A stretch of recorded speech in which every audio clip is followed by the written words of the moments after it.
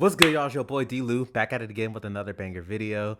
In this video, we're back at it with Swooze, the homie Swoozie. He used to be one of my favorite YouTubers growing up and even back in middle school and high school. I still watch a few of his videos from time to time, but I know that some of his videos have been taken down. I don't know if he's taken them down or if YouTube took him down, but I think some of them he might have taken them down. But I've heard and seen like Swooze has been getting into like a lot of hot water where it's just like he's been accused of like being a simp or like doing too much for girls and all that stuff. But I'm not gonna get into that. What really like drew me to Swooze is like, his storytelling, but most importantly, Mario Kart. Because you guys know I'm a huge Mario Kart fan and I live, I breathe, like I love Mario Kart. So he did a video way back in the pandemic, like 2020, 2021 or so. And it's every type of Mario Kart player. So I wanted to react to this with you guys and see if it still holds up and then see if I can identify what type of Mario Kart player I am and then what kind of Mario Kart player you guys are. So I hope you guys enjoy this video. Don't forget to like, comment, subscribe. Don't forget to share this video with a friend so that we may continue to grow into the people that God wants us to be each and every day. Fix my glasses real quick. There we go. And without further ado, let's get into the video. Let's get it, gang.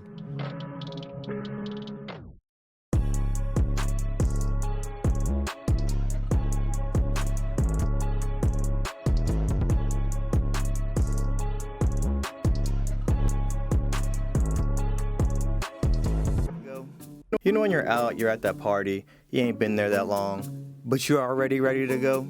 That happens to me a lot. But the one social situation that I can stay at much longer than any random party is game night. If you don't have game night with your friends, set it up, start having game night with your friends. Because of daylight savings, it's not even hard to set up game night anymore because it gets dark so early now. You be walking out the house to go meet some friends for lunch. At the stroke of 1 p.m., boom! For those of you who've been to game nights, you have your squad. But you ever go to game night and play Mario Kart with people you don't normally play with? It is freaking fascinating. You know who I've been running into the most at all these different circles? The MKN. The Mario Kart. All right, so before we get into it, answering Suze's question, as far as people that I play Mario Kart with, it's between the regular squad, but it's rare when I do play like with new people. When I do play with new people, it's mostly like people who either trash talk or think they all about it and they think they that in a bag of tips. And yeah, and then they get humbled. So I would say for me, it's typically with my regular squad, but I am open to meeting and playing with new people because I think that that's how you grow and you learn, and that way you can learn new shortcuts and then stun on people. So let's see what Sue is talking about. Ninja, that Asian friend of your friend who's just a beast. There's that Asian friend at every single Mario Kart game night. You could go to a game night in the middle of Compton. That Asian friend is gonna be there. The only time he's gonna talk to you is to introduce himself. Otherwise, you're gonna see him over in the corner, quiet. He's not trash talking. He's most likely sitting Indian style, floating in midair, charging up. If you think you're gonna beat this kid, you are Delulu with no Salulu. And if it's not a full Asian friend there, it's the half black, half Asian, the Blasian friend. And if he has an anime shirt on, like Attack on Titan, everybody there is competing. Hey, look. So for y'all who don't know, if y'all see like anyone with the anime shirt and they show up to game night, or they play like they pull up and they play Smash Bros, or they play Super Mario Kart or Mario Party, no, they about to beat the brakes off you. They don't play. Like, it's typically the ones who just hide in plain sight. If they wearing like like he said, an anime t-shirt or like a Boondocks or like something animated, y'all just competing for second place. So I agree. For second place. They know the shortcuts. They drift on straightaways. You're not gonna win. That's a if you have crazy Mario Kart and your shortcut, friends though. don't have game night, but you're wondering how good this Asian friend of a friend is, just go online, and after a few games, you're gonna end up in a lobby that you can't pronounce not one name in that lobby, and you're gonna learn real quick. That's so true. Bruh, you'll know you're good at Mario Kart is if, like Swoozie says, if you can't pronounce a single name in the lobby, like it's just filled with a bunch of Japanese like players and users, you'll know you're good because I think if we zoom in or so, if you see there's like some player that has like 20 something thousand, 27,000. So if you're, so for example, for me, I'm like in the 13,000s or like 13 to 15,000, somewhere around there for my last Mario Kart score, I believe. But if you get up to like the 20s or so, or even if you just get up to like the 10,000s and above, you got a little something. But seeing a score like 27,000 is insane. Like those are people who be competing in like championships, and they don't be doing this. Like I believe it's their job to come on and like just keep their score alive. Who knows how many hours they poured into Mario Kart 8 or just the Mario Kart franchise as a whole. But let's get back to the video. My Asian friends are who took me under their wing and turned me into the beast I am today. This game brings out all kind of personalities out of people. Let's also talk about the complainers. They're the permanent victim. They never choose my track. Oh, I was about to win and I lost. The complainer. All right, so for some of y'all who may be like, hey, look, that might be you because the way you be going off in your live streams. Hey, hear me out. The stuff that be happening to me in my live streams when it came to Mario Kart, well, one, the frame rate isn't good, so like you don't get the good 60 FPS that you see people playing as, and when you playing it on stream, it doesn't equate. So that the input lag and everything, it just lags. So I know I'd be like, what? How come this happened? Or like, like, bro, this isn't fair because legitimately I'm playing in a disadvantaged frame rate. But don't be saying that, oh, D-Luz is the complainer. Like, no, I have legitimate reason for my complaints. Like, you convince me with that whole like he's complaining about the 60 FPS. Like, no, you need that because playing in a lag, it's not nice. And if you ever played in lag, you'll know it's not a fun feeling. Always has conspiracies. I swear this game has it in for me. You also have Shy Guy. You may or may not ever come across a shy guy because they just like to stay home. They're shy. In their mind, they never came out of pandemic quarantine mode. They stay at home by themselves and just chillax. If you think you're going to have a cohesive conversation with this person, you are Delulu Skywalker. Bro, just the other day... Skywalker. Oops. What? Just the other day, what? You're being weird, bruh. You also have the flexers. They like to run around the room when they win, do a quick little victory lap. They jump up on tables, jump up on the couch. They do Fortnite emotes. Somebody else I've been running into at these game nights is the Scoob. These are the people who didn't bring a Switch. They don't even have a Switch. You gotta teach them how to drift. They don't know how to boost at the beginning of the race. They don't know how to boost on jumps. They didn't even know boosting is in the game. You can easily spot a Scoob when you see them turning with their body in real life like they're playing VR every time they go around a corner in the game. And the game always knows when a Scoob is playing because they give this player the best items. Crazy 8, bombs, lightning. Every track they pick when the game's like, it always picks their track. The Mario Kart algorithm can always sense when there's a beginner player and they reward them with all the best everything to encourage them to keep playing, like little Scooby snacks. All right, so I think we can all agree that this is right.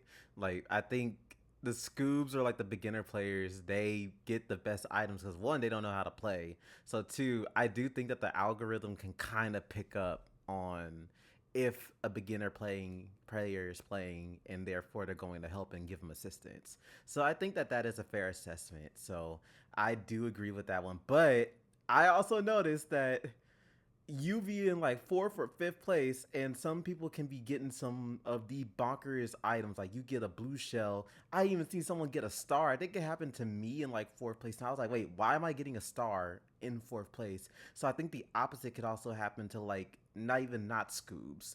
But I think it just depends. But let's get back to it.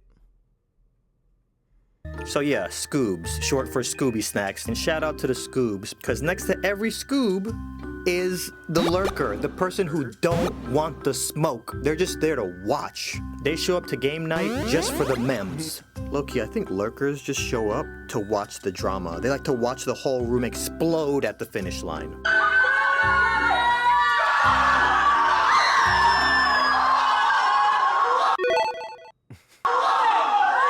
Hey, shout out to all the lurkers. And there's one other type of person you might see when you get invited to game night. We're not talking about the day ones and your regular crew you play with. We're gonna talk about them in a second, right?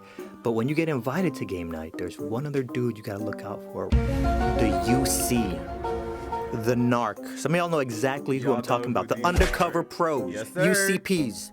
They're quiet, but I like to sniff these people out real early. So here's what you gotta do, right? As soon as the person's setting up the game, here's what you gotta say out loud to sniff them out. Be like, Hey guys, let's play 50cc. the undercover pro cannot contain themselves. They start Harlem shaking in their chair like Roger Rabbit, like, and then they just burst out. Nah, man, 200. I love how the UC is just sitting in a separate chair all by himself.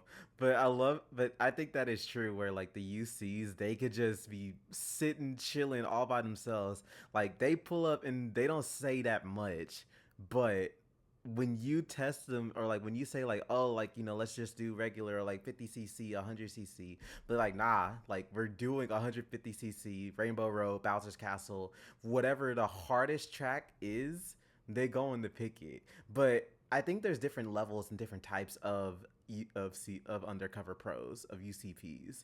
I think there's the ones who are like silent and just don't say that much, but there's the ones who, when they get the controller and the game gets turned up, they start getting activated, and you'll learn real quick if they're a UCP. And I think that that's fair. But let's get back to it. I won't say that much because I want to finish this video. CC till I die. Rainbow Road for life. Told you. 305 Playboy. I've been out here getting this paper. Your cover is blown. You also have that player who just over-strategizes. They're looking at the stats way too long, just holding up the game, got no idea what they're looking at. Okay, well, ideally though, I just need a good combo, like acceleration, top speed. Ideally though. If you look at the stats, And if they lose, they're always like, I'm gonna do my Wario combo next time. Ideally, that's what I wanted to go with. So ideally though, like I would have had a much better. What tires did you use? Right. I love the retro people who set up their excuses in advance. Shout out to the They retros. refuse to accept any Mario Kart past the N64 Mario Kart. Mario Kart 64 is like the best, okay? These ones are just so dumb, they're rigged. No. Next time we have game night, we're doing it at my house. You're gonna go to their house. They're gonna put on Mario Kart 64. And they're gonna beat the brakes off of everybody. If somebody says they're a beast in Mario Kart 64, believe them. believe him. It's at this point of the night where the complainer will start complaining about real life drama. She only posts her boyfriend on her close friends. Hunty, you don't work for the FBI, okay? I love how We also have what I call the backseat driver. Now, the backseat driver is actually the lurker who didn't want to play the game at first. But after watching a few races, now they've evolved. Oh my god, you ran right into the banana. How did you thought it was a coin? You should have held on to that shell. Why did you let go? You should have held on to it until the end. Oh, and then there's the saboteur. And you know exactly who I'm talking Yes, about. sir. They don't win, but they don't lose. Saboteur. They're just there to grab that item block right in front of you. If you ever get that ink on your screen, that's usually them too. If you're the kind of person who lays bananas next to coins, you might have a little saboteur in you. I guess I do. Shy Guy can even hybrid into the saboteur, because Shy Guy will definitely steal your items. And the last type of Mario Kart player is the person who's a fusion hybrid, a little saboteur, a little toxic, a little flexer, a little complainer. And something else you guys might have not noticed, Mario Kart is not just about racing. Through a different lens, Mario Kart is an analogy for life. I can see You know, this. you're just going about your day, you step outside and you realize somebody's messed with your car. Maybe they broke a window and stole your bag out of it. And then you realize today's the day the Taylor Swift concert's happening, so you're like, not today, Satan! So you call an Uber, you spend $100 on the Uber to get to the concert, the Uber pulls off, and then you realize you forgot your phone in the Uber. And then you also realize the Taylor Swift concert ain't even today. So you're like, fluff it, 2 tears in a bucket, you go over to Cane's to get some chicken. You swipe your card and the lady's like, your card's declined, cause you're broke. And that's Mario Kart. Final lap, everything is fine, you race the perfect lap, and then right before you cross the finish line, you start getting hit with every item known to man. and everybody passes you. It's a combo of bad things happening. It's preparing you for life. So the next time you start having a bad day, just remember, you've trained for this. Yes, sir. That was a good one. I don't know where I was going with that, but no, that was a good one. All right, so we're gonna round out this video. No, I didn't mean to do that, but we're gonna round out this video. I think he has a point in saying like, hey, Mario Kart is an analogy for life, because what they say, Mario Kart can be the most stress inducing, like the most high blood pressure raising game on earth, between that or Mario Party. But I think that with everything happening, like just the random chaos and then how you can go from first place all the way to 12th, I think that there is like a analogy and like there is a symbolatry in being able to go from there and look at it at a different lens from life, where one day or one lap might be doing good, and the next thing all hell break loose and you're lap 2 or lap 3 and you're all the way in 12th. But when that happens, there is room for a comeback, and you can definitely make sure that you can advance yourself. And I think he is right as far as that. But I believe with me, I think I might be a hybrid of everything between Saboteur. I do complain when it comes to Mario Kart, but it's a legitimate reason. So Saboteur, I believe I am complain in this one. I like to flex, but only when it's friends and when they trash talk. But I like to flex when it's like friends and they think that, you know, they Mr. or Mrs. Hot Shot, and I like to bring them down a few pegs. And then Shy Guy, not really. Of course, not the Mario Kart Ninja, but I don't really take a back seat, so I wouldn't be the lurker. So I say I'm a mixture of Complain, the Saboteur, and the Flexer. And that would be mine. But let me know what combination you guys are, or if there are any characters or any players that he didn't mention that you think that should be in this video. Let me know in the comments below. Don't forget to like, comment, subscribe. Don't forget to let me know what you like about this video. Recommend me any other videos that you would like to see me react to or like to see me come up with on the channel. And as always, it's your boy D-Lou signing out. Take care. Love y'all. God bless. Peace.